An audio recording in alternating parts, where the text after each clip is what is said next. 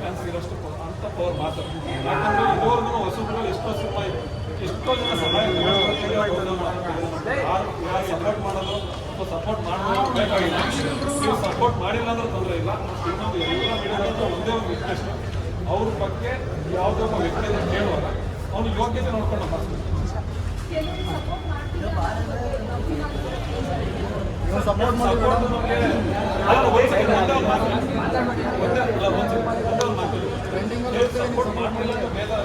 Support ಇಂದ boss ಬಂದಿಲ್ಲ.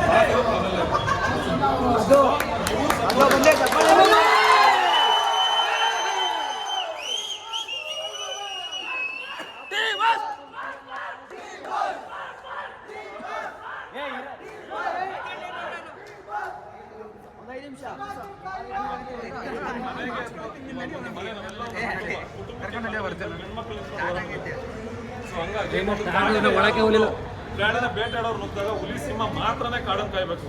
ಇವಾಗ ಮೊಲಗಳು ಅಥವಾ ಅದ್ರ ಸಪೋರ್ಟ್ ಇರೋಂಥ ಅಕ್ಕಪಕ್ಕ ಇರೋಂಥ ಜಿಂಕೆಗಳೆಲ್ಲ ಸಪೋರ್ಟ್ ಮಾಡ್ತಾ ಇಲ್ಲ, ಆನೆಗೆ ಸಪೋರ್ಟ್ ಮಾಡ್ತಾ ಇಲ್ಲ.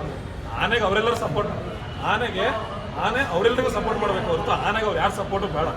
ಒಂದೇನಂದ್ರೆ ಅಟ್ಲೀಸ್ಟ್ ನಿಮಗೆ ಗೊತ್ತಿಲ್ಲದೆ ಏನಾದರೂ ಅವ್ರ ಹತ್ರ ಇವಾಗ ಮೀಡಿಯಾದವ್ರು ಬಂದು ನಿಮ್ಮ ಹತ್ರ ಕೇಳಿದಾಗ ತಪ್ಪು ಮಾಡಿದ್ದಾರೆ ಅನ್ನೋ ಥರ ಕೆಲವೊಂದು ಕೊಡ್ತಾ ಇದ್ರೆ ನೋವಾಗ್ತಾ ಇದೆ. ಯಾಕಂದ್ರೆ ನಮ್ಮ ಬಾಸ್ ಜಸ್ಟ್ ಇವ್ನ ತಮ್ಮ ಅಂತ ಹೆಗಲ್ಬೇಕು ಕೈ ಹಾಕಿದ ತಕ್ಷಣ ನಾವು ಕಷ್ಟಪಟ್ಟು ದುಡ್ದಿರೋ ದುಡ್ಡು ಬಂದ್ಬಿಟ್ಟು ಸಿನಿಮಾ ನೋಡಿರ್ತೀವಿ. ಬಾಸ್ ಯಾರಿಗೆ ಸಪೋರ್ಟ್ ಮಾಡಿ ಅಂತ ಅವ್ರೆಲ್ಲರಿಗೂ ಸಪೋರ್ಟ್ ಮಾಡಿದ್ವಿ. ಸೊ ಇದನ್ನೆಲ್ಲ ಮರೆತು ತಾವು ನಿಮ್ಮ ಇಷ್ಟ ಬಂದಂಗೆ ಬೈಟ್ಸ್ ಕೊಡ್ತಾ ಇರ್ತೀರಲ್ಲ, ಅದು ನೋವಾಗುತ್ತೆ. ಸೊ ಹಂಗಂತ ನಾವು ರಿಯಾಕ್ಟ್ ಮಾಡ್ತಾ ಇಲ್ಲ, ಪರವಾಗಿಲ್ಲ. ಯಾಕಂದ್ರೆ ಅವ್ರ ಗುಣಗಳು ಆಚೆ ಸಮ್ ಟೈಮ್ಸ್ ಬರ್ತಾ ಇರುತ್ತೆ, ಎಲ್ಲ ಕಲ್ತ್ಕೋತಾ ಇದೀವಿ, ನೋಡ್ತಾ ಇದ್ದೀವಿ. ಸಾಕು. ಅವ್ರಿಗೆ ಅಂತ ಇರೋಂಥ ಅಭಿಮಾನಿಗಳಿದ್ದಾರೆ, ಅವ್ರನ್ನ ಪ್ರೀತಿಸೋ ಅಂತ. ಇವತ್ತು ಮೊನ್ನೆ ಚಾಮುಂಡಿ ಬೆಟ್ಟಕ್ಕೆ ಹೋಗಿದ್ವಿ, ಅಲ್ಲಿ ಒಂದು ಅಜ್ಜಿ ಸಮೇತ ಬಂದ್ಬಿಟ್ಟು ಫೋಟೋಗೆ ನಮಸ್ಕಾರ ಮಾಡಿಕೊಂಡು ಆದಷ್ಟು ಬೇಗ ಬರ್ತಾನಪ್ಪ ಅಂತ ದೃಷ್ಟಿಗೆ. ಯಾಕಂದ್ರೆ ಆ ತಾಯಂದ್ರ ಪ್ರೀತಿ ಬೆಲೆ ಕಟ್ಟೋಕ್ಕಾಗಲ್ಲ. ಮತ್ತು ಇನ್ನೊಂದು, ದಯವಿಟ್ಟು ಮೀಡಿಯಾದಲ್ಲಿ ಮಾತಾಡುವಾಗ ಕಚಡ ಅಭಿಮಾನಿಗಳು ಅಥವಾ ಅಂಧ ಅಭಿಮಾನಿಗಳು ಇದೆಲ್ಲ ಹೇಳ್ತಾ ಇದ್ದಾರೆ, ನನಗೆ ಅರ್ಥ. ಸೊ ಒಂದೇನಾಗುತ್ತೆ ಅಂದರೆ ನಮ್ಮ ಮನೇಲಿ ನಮ್ಮ ಅಮ್ಮನ ದರ್ಶನ ಸರ್ ಭೇಟಿ ಮಾಡಿ, ನನ್ನ ತಂಗಿನ ದರ್ಶನ ಸರ್ ಭೇಟಿ ಮಾಡಿ. ಸೊ ಹಂಗಾಗಿ ದಯವಿಟ್ಟು ನಾನು ಮೀಡಿಯಾದವ್ರಿಗೆ ಒಂದು ರಿಕ್ವೆಸ್ಟ್ ಏನು ಅಂದರೆ, ದಯವಿಟ್ಟು ನೀವು ಏನೋ ಮಾತಾಡಬೇಕಾದ್ರೆ ಎಲ್ಲ ಅಭಿಮಾನಿಗಳಿಗೂ ಬೈಬೇಡಿ. ಯಾಕಂದರೆ ನನ್ನ ತಾಯಿನೂ ಪ್ರೀತಿ ಮಾಡ್ತಾರೆ, ನನ್ನ ತಾಯಿಗೂ ಬೈದಂಗೆ ಆಗುತ್ತೆ. ತಾಯಿಗೆ ಬೈದಾಗ ನಾವು ರಿಯಾಕ್ಟ್ ಮಾಡಿದಾಗ ಏನಂತಾರೆ, ದರ್ಶನ್ ಸರ್ ಫ್ಯಾನ್ಸು ಮೀಡಿಯಾದವ್ರಿಗೆ ಬೈತಾ ಇದ್ದಾರೆ. ಸೊ ದಯವಿಟ್ಟು ನಿಮ್ಗಳ ಕಡೆಯಿಂದ ಒಂದು ರೆಸ್ಪೆಕ್ಟ್ ಇರಲಿ ಅಂತ ಹೇಳಕ್ಕೆ ಇಷ್ಟಪಡ್ತೀನಿ. ಒಂದು ರೆಸ್ಪೆಕ್ಟ್ ಇರಲಿ. ಯಾಕಂದರೆ ನಾರ್ಮಲ್ ಆಗಿ ಭಿಕ್ಷಕರು ಈ ಪ್ರಜಾಪ್ರಭುತ್ವ ಪ್ರತಿಯೊಬ್ಬ ವ್ಯಕ್ತಿಗೂ ಅವ್ರದ್ದೇ ಆದ ರೆಸ್ಪೆಕ್ಟ್ ಇದೆ. ಇವಾಗ ನೀವು ನಮಗೆ ರೆಸ್ಪೆಕ್ಟ್ ಕೊಡಲ್ಲ, ನಾವು ನಿಮಗೆ ಕೊಡೋಕ್ಕಾಗೋದು. ಮೀಡಿಯಾದವ್ರಿಗೆ ದರ್ಶನ್ ಸರ್ ಫ್ಯಾನ್ಸ್ ಬೈತಾರೆ ಅಟ್ಲೀಸ್ಟ್ ಎರಡು ಕಡೆಯಿಂದ ರೆಸ್ಪಾನ್ಸ್ ಆಗಿದೆ. ಸೊ ಅದಾದ್ಮೇಲೆ ಯಾರು ಏನೇ ಕ್ರೇಸ್ನ ಬೀಟ್ ಮಾಡೋಕ್ಕಾಗಲ್ಲ. ಆಮೇಲೆ ಎಷ್ಟೋ ಜನ ಆಪೋಸಿಟ್ ಬರ್ತೀವಿ ಅಂತ ಹೇಳ್ತಾರೆ, ಅವತ್ತೇ ಸಿನಿಮಾ ರಿಲೀಸ್ ಮಾಡ್ತೀವಿ ಅಂತ ಹೇಳ್ತಾರೆ. ಸೊ ಒಂದೇ ಒಂದು ಮಾತಾಡೋಕೆ ಇಷ್ಟಪಡ್ತೀನಿ. ನೀವು ರಿಲೀಸ್ ಕ್ರೇಸ್ ಬೇಡ, ರಿಲೀಸ್ ಕ್ರೇಸ್ಗೆ ಆಪೋಸಿಟ್ ಬರ್ಬಿಡಿ. ರಿಲೀಸ್ ಕ್ರೇಸ್ಗೆ ಆಪೋಸಿಟ್ ಬಂದ್ಬಿಟ್ಟು ಪ್ರೂವ್ ಮಾಡಿ ನಾವು ಸಿನಿಮಾ ಮಾಡಿದ್ದೀವಿ. ರಿಲೀಸ್ ಕ್ರೇಸ್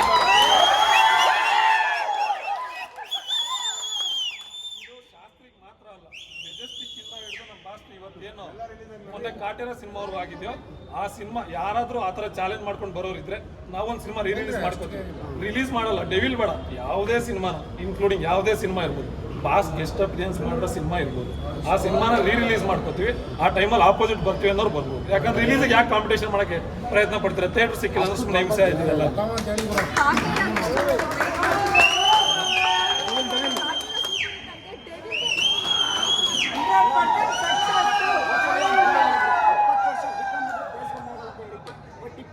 ಪಿಕ್ಚರ್ ಬಂದು ಪ್ರೈಸ್ ಕಮ್ಮಿ ಆಗಲ್ಲ ಮೇಡಮ್. ಮತ್ತೆ ಇನ್ನೊಂದು ವಿಚಾರ, ಡೆವಿಲ್ ಬಂದ್ರೆ ಇನ್ನು ಹೆಂಗ್ ಇರ್ಬೋದು ಮೂವಿ ಮಾಡ್ಬೋದು. ರಿಲೀಸ್ಗೆ ಇವಾಗ ಈಗ ಒಂದ್ ಗಂಟೆ ಅಭಿಮಾನಿಗಳು ಸೇರಿ ಒತ್ತಾಯದ ಮೇಲೆ ನಾವು ರಿಲೀಸ್ ಮಾಡ್ಸಿದ್ದೀವಿ.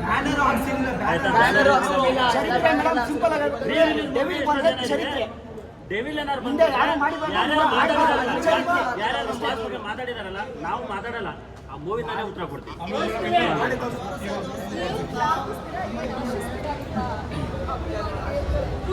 ಬಾಸು ಬೇಗ ಆಚೆ ಬರಬೇಕು.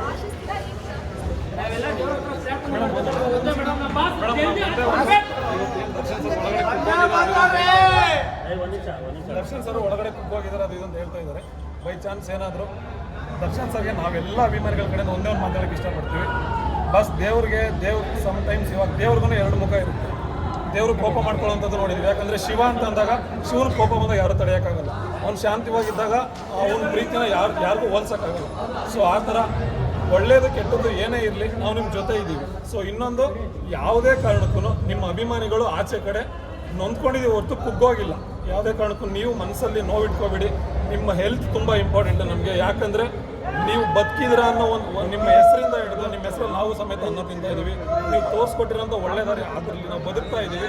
ಸೊ ದಯವಿಟ್ಟು ಬಸ್ ನೀವು ಯಾವುದೇ ಕಾರಣಕ್ಕೂ ಒಂದು ಇವತ್ತೇನು ನೀವು ಕುಗ್ಗೋಗ್ತಾ ಇದ್ರಂತ ಆಚೆ ಹೇಳ್ತಾ ಇದ್ರೆ ಮಾತು ನಮಗೆ ಕೇಳೋಕ್ಕಾಗ್ತಾ ಇಲ್ಲ.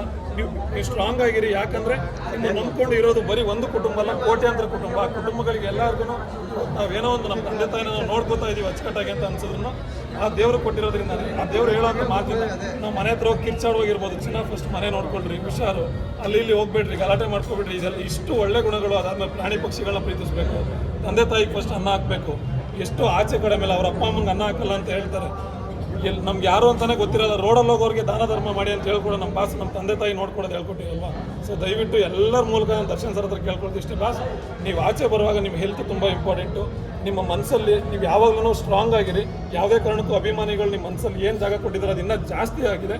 ಸೊ ಆದಷ್ಟು ಬೇಗ ಆಚೆ ಬನ್ನಿ. ಈ ವನವಾಸ ಟೈಮ್ ಮುಗಿಸ್ಕೊಂಡು ಆಚೆ ಬಂದ ತಕ್ಷಣ ಒಂದು ಒಳ್ಳೆ ಇವತ್ತು ಏನೊಂದು ಬದಲಾವಣೆಯಿಂದ ಹಿಡಿದು ಎಲ್ಲ ಅಭಿಮಾನಿಗಳು ನಿಮ್ಮನ್ನು ನೋಡಬೇಕು ಅಂತ ಆಶಿಸ್ತಾ ಇದ್ದೀವಿ.